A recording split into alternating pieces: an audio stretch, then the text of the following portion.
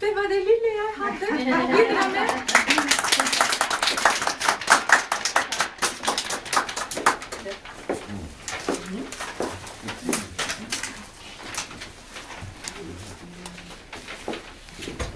Men da må dere ikke gå ennå.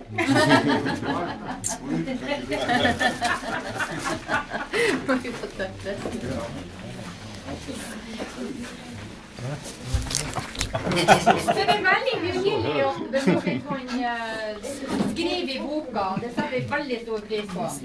Så vi kan ta frem når vi er på Arlington. Og mimre litt. Det er veldig hyggelig. Hva sier Peder? Ser det bra ut? Ja, Jeg synes jo å kunne nevnt at han er fra Lofoten.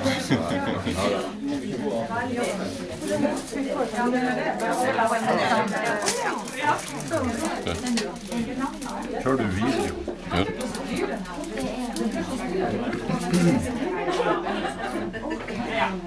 ja. Det der så står det sånn.